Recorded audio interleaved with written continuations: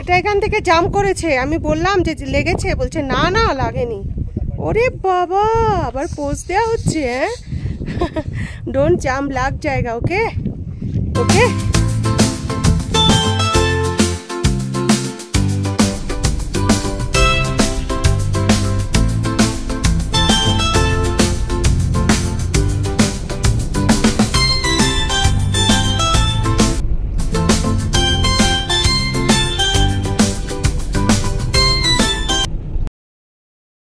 আজ বুদ্ধ পূর্ণিমার দিনে আমরা পৌঁছে গেছি লাংজা গ্রামে, দ্য প্রিন্সেস মাউন্টেন। আর খুব ছোট্ট একটা গ্রাম, 136 জন পিপল থাকে ওখানে। তো সেখানটায় আমরা ঘুরে ঘুরে দেখবো, আর মনেস্ট্রিতে অবশ্যই যাব। আমরা পৌঁছে গেছি আমাদের পছন্দের হোমস্টে, পেমা হোমস্টেতে। আমরা বিভিন্ন ব্লগগুলোতে দেখছিলাম, বিশেষ করে মিস্টার নীরাজের ব্লগ দেখে আমরা পেমা হোমস্টেতে যাই। দারুণ সুন্দর ভিউ।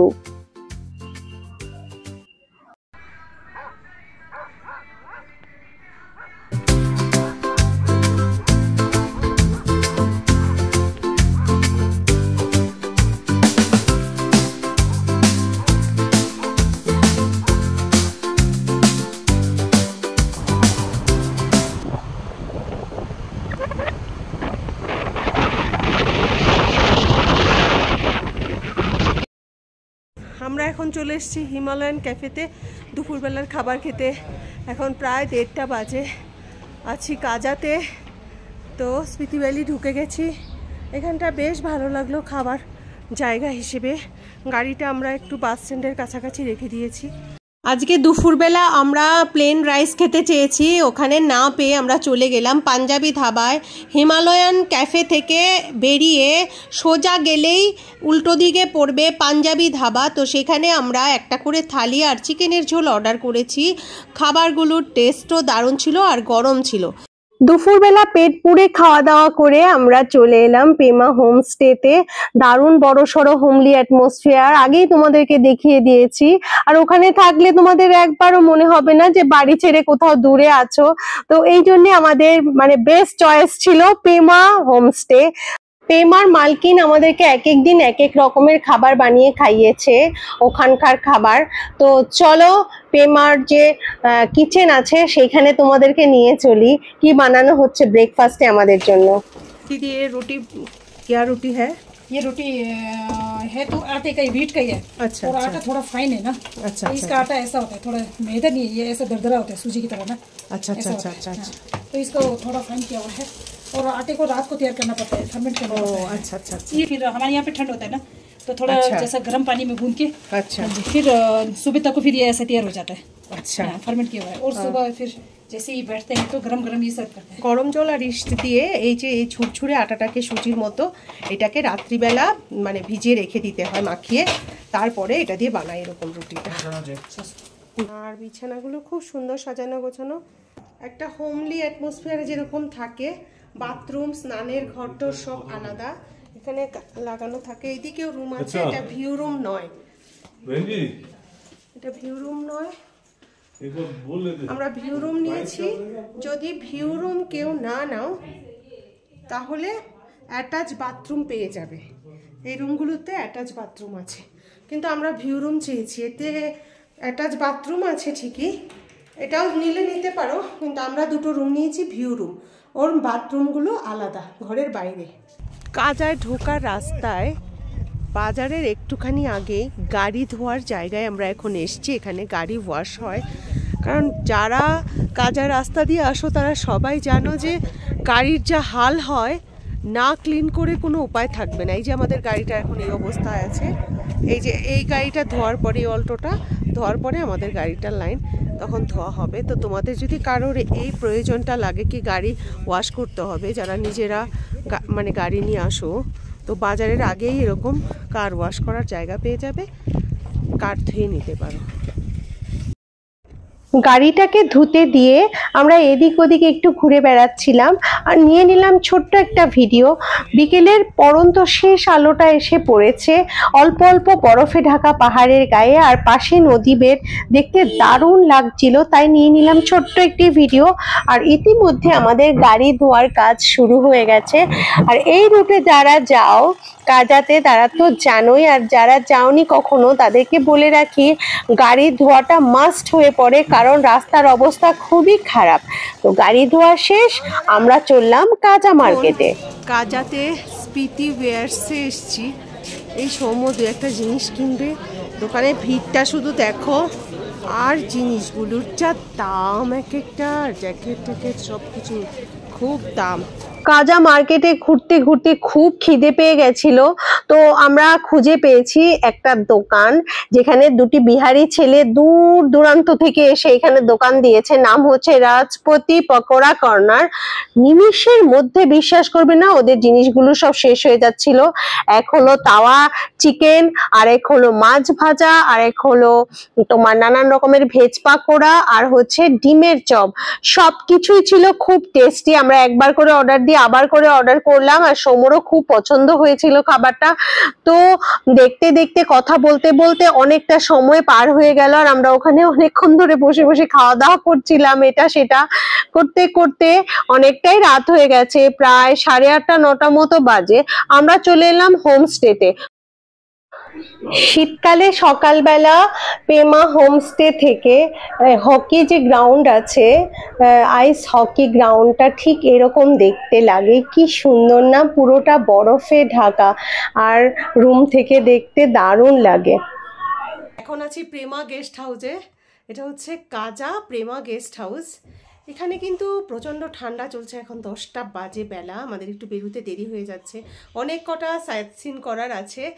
সবাই ব্রেকফাস্ট করে নিয়েছি, দারুণ ছিল প্রেমা গেস্ট হাউসের যে ব্রেকফাস্ট, দুর্দান্ত। মানে কখনো যদি তোমরা কাজায় আসো তো আমি বলবো তোমরা প্লিজ প্রেমা গেস্ট হাউসে থেকো, একদম বাড়ির মতো ফিল করবে। কারণ ভদ্রমহিলা একদম নিজের হাতে স্পিতি ব্রেড নিজে বানিয়েছেন, আর কোনো কিছুর কমতি নেই। জ্যাম, বাটার, পিনাট বাটার, চাটনি, যত ইচ্ছা। বাটার তো প্রচুর পরিমাণে, যে যতটা খেতে পারো। আর হচ্ছে এর ভাড়া হচ্ছে মাথা পিছু 1200 পার ডে, ঠিক আছে, পার ডে পার পারসন। তাহলে 1200 টাকার মধ্যে তুমি পাচ্ছ ব্রেকফাস্ট আর ডিনার, আর লাঞ্চটা তোমাকে নিজে থেকে করতে হবে যদি প্রয়োজন হয়।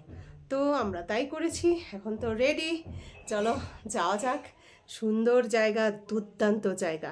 আর ওদের বাড়ির একদম পাশেই না ওই আইস হকি ফিল্ড আছে, ওইটা তোমাদেরকে দেখাবো। যখন শীতকাল আসে তখন এটা পুরো বরফে ভর্তি থাকে, আর বিভিন্ন জায়গা থেকে এখানে প্র্যাকটিস করার জন্য আসে। আর ওনার নিজের ছেলে 2বার ন্যাশনাল খেলেছে, এবার ইন্টারন্যাশনাল খেলতে যাবে আইস হকি। আমার অবশ্য জ্ঞান ছিল না এ ব্যাপারে সেরকম একটা, যে আইস হকি কি হয়। মানে টিভিতে হয়তো 2-1বার দেখেছি, কিন্তু একদম বাস্তবে দেখতে পেলাম একজনকে। প্রেমা হোমস্টে থেকে আমরা এখন বেরিয়ে পড়ছি লাংজার উদ্দেশ্যে। ওখানে গিয়ে তাহলে দেখা হচ্ছে তোমাদের সঙ্গে, চলো। প্রেমা গেস্ট হাউস থেকে আমরা এখন বেরিয়ে চলেছি।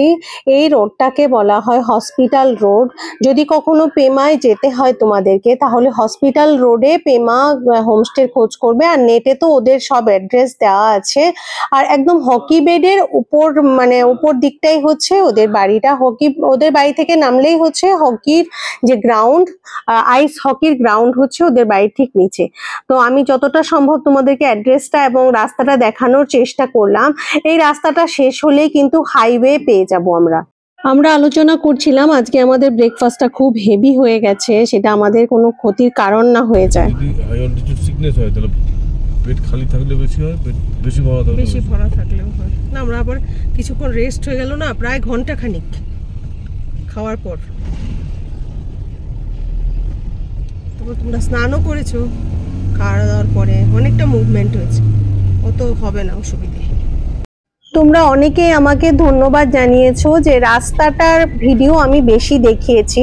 সত্যি আমি রাস্তার ভিডিও অনেকটা করে দেখিয়ে দিয়েছি, কারণ হচ্ছে আমরা যারা এদিক থেকে যাব ওয়েস্ট বেঙ্গল বা কাছাকাছি জায়গাগুলোতে দূর দূরান্ত থেকে, তারা তো রাস্তাটা জানবো না না। তো রাস্তাটা জানতে গেলে রাস্তার ভিডিও দেখলে তাহলে বোঝা যায় কোন জায়গায় কিরকম রাস্তা পাওয়া যেতে পারে। তো দেখতেই পাচ্ছ যে রাস্তাটা এখন যতটা যাচ্ছি সেটা কিন্তু ভালো স্মুথ, যদিও সরু রাস্তা, তারপরেও বলবো যে রাস্তা কিন্তু বেশ ভালো।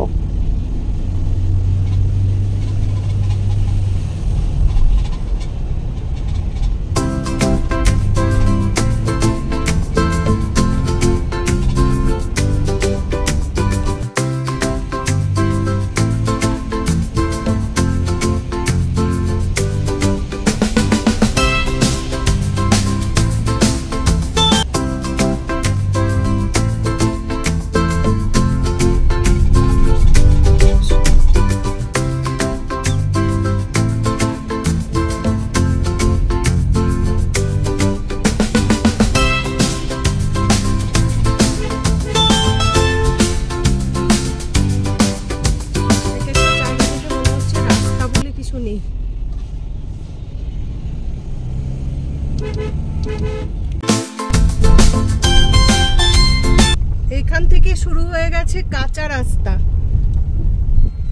তবে কাঁচা থেকে মোটামুটি পুরো রাস্তাটাই একদম ভালো ছিল, স্মুথ ছিল। লাস্ট 1 কিলোমিটার রাস্তা এরকম কাঁচা, কিন্তু চওড়া আছে কিন্তু রাস্তা।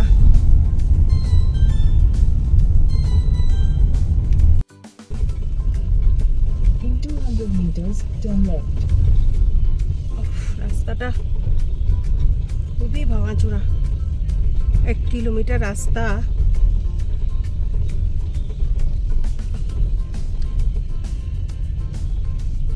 দেখো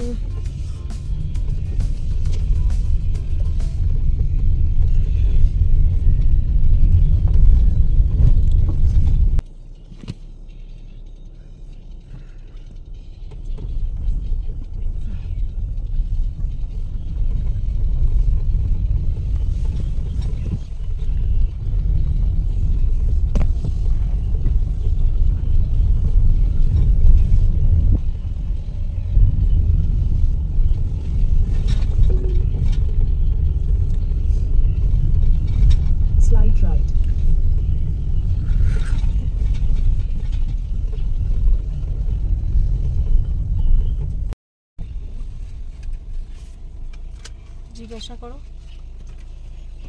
In 200 meters, slight right. Per person 30 rupees entry fee. 30 টাকা করে entry fee. In 300 meters, turn left. Langza ভিলেজে ঢুকতে মাথা পিছু 30 টাকা করে লাগে, মানে 4 জনের আমরা 120 টাকা জমা করে তারপরে ঢুকে গেলাম লাংজায়। প্রচুর গাড়ি, এই ট্যাবলেটটার জন্য জ্যাম হয়ে গেছে। পার্কিং কোথায় পাবো এটাই হচ্ছে বড় ব্যাপার। সমো এবার একটু জল খাও। আমরা এখন প্রায় 15,000 ফিট উপরে আছি সমুদ্রপৃষ্ঠ থেকে লাংজাতে। এই দেখো এখনো বরফ জমে আছে চারদিকটাতে, কি পরিমাণ বরফ দেখো। উফ, যাব আমরা এই যে এই বৌদ্ধ মন্দিরটার কাছে, বৌদ্ধ মূর্তির কাছে যাব এখন। গাড়িটা পার্কিং করে আসছে, তো একসাথে সবাই যাব। যাদের হাই অল্টিটিউডে একটুখানি সমস্যা আছে তারা কিন্তু হট কিছু খেয়ে নিতে পারবে এখান থেকে, যে এখানে বিক্রি হচ্ছে, সব কিছুই আছে এখানে। তো চলো কিছুটা সময় এখানে কাটাই। খুব ছোট্ট ভিলেজ একটা, আর দারুণ সুন্দর। মাত্র 136 জন পিপল থাকে এই ভিলেজটাতে, আর 10 থেকে 12টা মাত্র ঘর আছে ওখানে। তো খুব ছোট্ট ভিলেজ।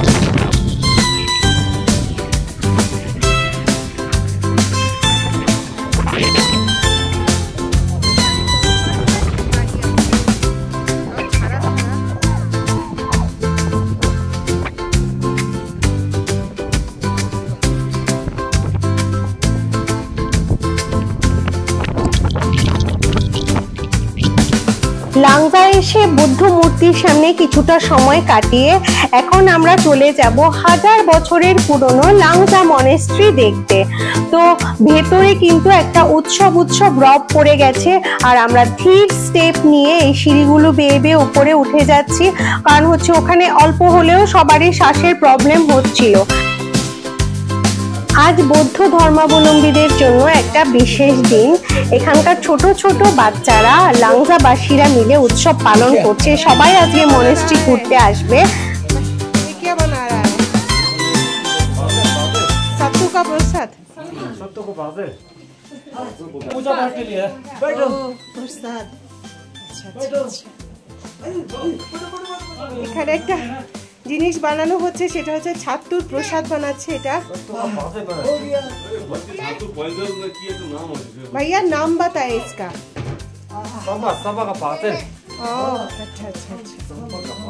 सबा का पाते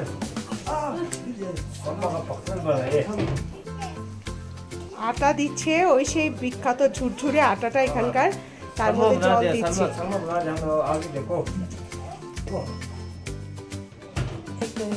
भैया इसको क्या बोला जाता है? छत्ता है छत्ता। छत्ता, अच्छा अच्छा। এখন ঢুকে যাচ্ছি লাংজা মনেস্ট্রির ভেতরটাতে। ভেতরটা কিন্তু খুব ঠান্ডা, শান্তি একদম। Good afternoon, how are you? How are you? ये कितना दिन का पुराना है? ये 1000 साल पुराने। 1000 साल पुराना है। अच्छा, हम लोग वेस्ट बंगाल से आए हैं, कोलकाता। एक ही रूम है ना? अच्छा, देखो সবাই যারা লাংজায় আসবে অবশ্যই কিন্তু এই যে মনেস্ট্রিটার ভেতরে অবশ্যই আসবে। আমি দেখানোর চেষ্টা করেছি পুরোটা, কি শান্তির জায়গা।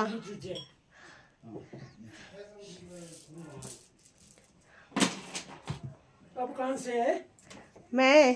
मैं कोलकाता से हूँ, वेस्ट बंगाल कोलकाता। और आप लोग कैसे रहा आप लोग यहाँ आके? हाँ, बहुत अच्छा लग रहा है। ये जगह तो बहुत शांति का है। काजा में अच्छा है कि यहाँ पे अच्छा है?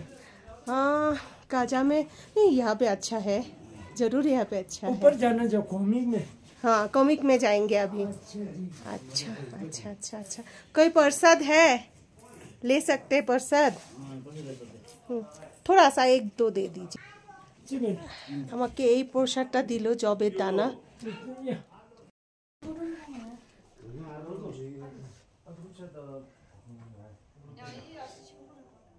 এখানে দেখতে পাচ্ছি কিছু বাদাম, আর এগুলি হচ্ছে প্রসাদ, ওই আটা দিয়ে বানানো প্রসাদ।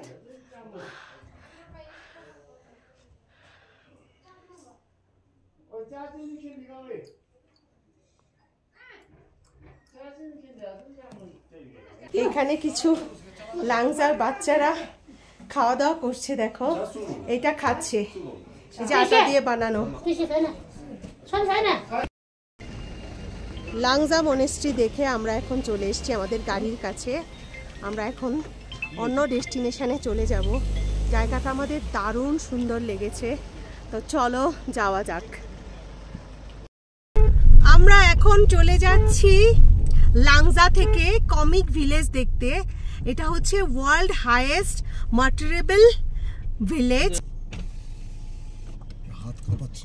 ধীরে ধীরে রাস্তাটা পার হচ্ছে। चढ़ने वाला गाड़ी को पहले छोड़ना चाहिए, आपको मालूम नहीं है?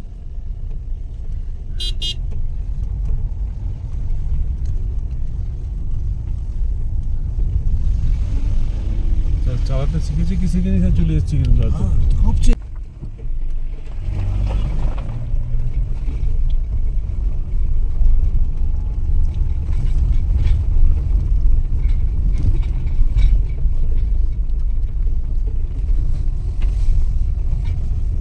भैया कॉमिक का रास्ता यही है ना, ये वाला?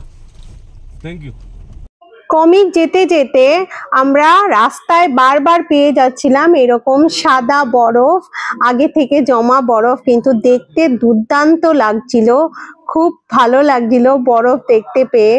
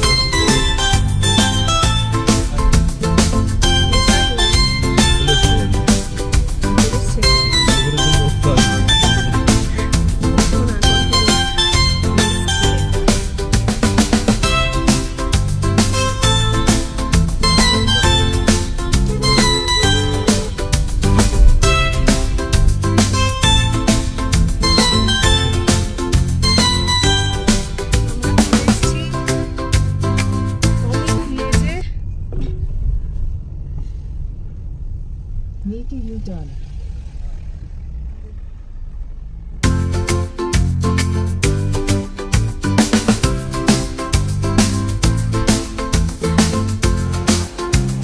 পৌঁছে গেছি ওয়ার্ল্ড হাইয়েস্ট মোটরেবল ভিলেজে। দেখতেই পাচ্ছ রাস্তায় কিন্তু প্রচুর জায়গায় বরফ পেয়েছি, কিন্তু সেটাও কিছু জায়গায় গলে গেছে, কিছু জায়গায় আছে। এই হচ্ছে সেই ভিলেজ।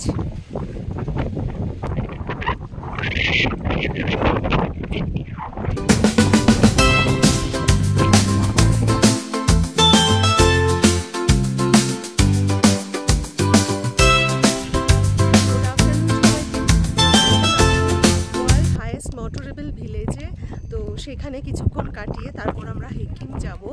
তো দারুণ লাগছে, দারুণ সুন্দর পরিবেশ, সবাইকে দেখিয়ে দিচ্ছি। চারদিকে শুধু পাহাড়, আর ওইখানে আছে ওয়ার্ল্ড হাইয়েস্ট মোটরেবল ভিলেজ, যেটা কিনা যারা গাড়ি চালিয়ে যায় তাদের একটা স্বপ্নের জায়গা। তো আমরা পৌঁছে গেছি সেই স্বপ্নের জায়গায়।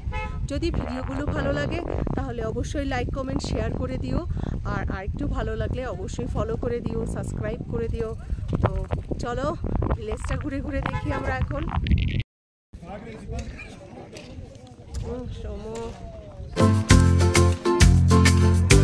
কেমন লাগছে village, world highest motorable village.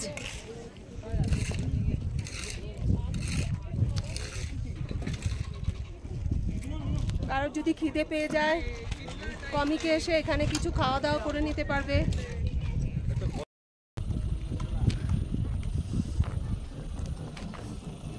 আমরা এখন এই মনেস্ট্রিটাতে যাব, এটা পেছন দিকটা থেকে তুলেছি। আর এই জায়গাটা শুধু দেখো কি অসাধারণ। ডান দিকে আছে world highest restaurant of Komic. Highest ভিলেজের তো হাইয়েস্ট রেস্টুরেন্ট হবেই। তো এখানে একটু চা খেয়ে যেতে হবে। মনে রাখতে হবে যে আমরা ওয়ার্ল্ড হাইয়েস্ট ভিলেজে এসেছিলাম এবং এখানে চা খেয়েছিলাম। চলো সোমো উপরের দিকে চলো।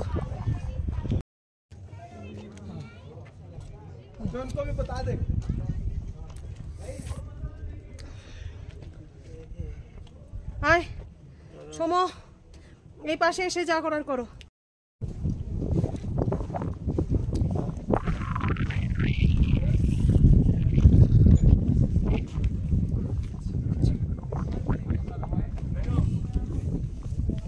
অসাধারণ সুন্দর, দেখো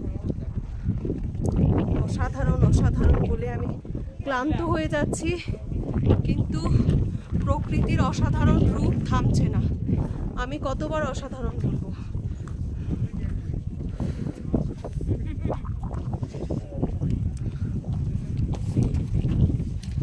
মনেস্ট্রির ভিতরটাতে ঢুকছি এখন।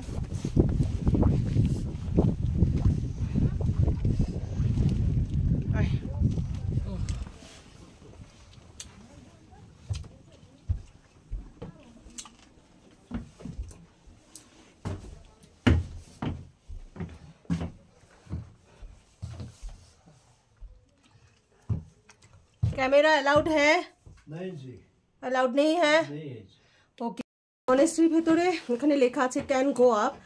এর ভেতরে কিন্তু ছবি বা ভিডিও নেওয়া বারণ, তাই নিয়ে নি। সিঁড়ি দিয়ে এখন উপরে যাব। নেওয়া যাবে উপরে? পিক এন্ড ভিডিও ले सकते हो ऊपर? ऊपर कोई तो है नहीं। हाँ, अच्छा, मैंने नीचे पर क्यों ना बैठा। আচ্ছা আচ্ছা আচ্ছা।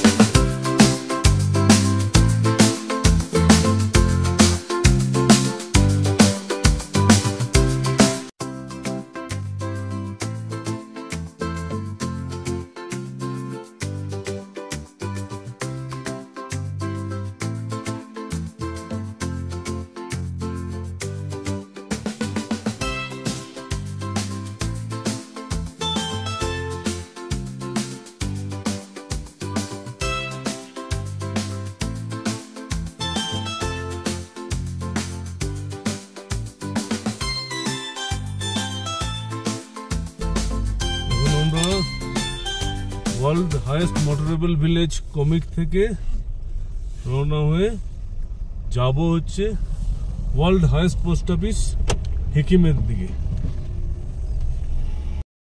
ওয়ার্ল্ড হাইয়েস্ট মোটরেবল ভিলেজ থেকে এখন আমরা চলেছি হিকিমের উদ্দেশ্যে ওয়ার্ল্ড হাইয়েস্ট পোস্ট অফিস দেখব বলে। তো আজকের মতো ভিডিওটা এখানেই শেষ করছি, আর লম্বা করছি না। নতুন ভিডিও আসছে খুব শীঘ্রই। আমাদের ভিডিওগুলো যদি ভালো লাগে অবশ্যই লাইক কমেন্ট শেয়ার করে দিও, আর পেজটাকে ফলো করতে ভুলো না, আর চ্যানেলটাকে সাবস্ক্রাইব করতে ভুলো না। তো চলো হিকিমে গিয়ে তোমাদের সঙ্গে দেখা হচ্ছে।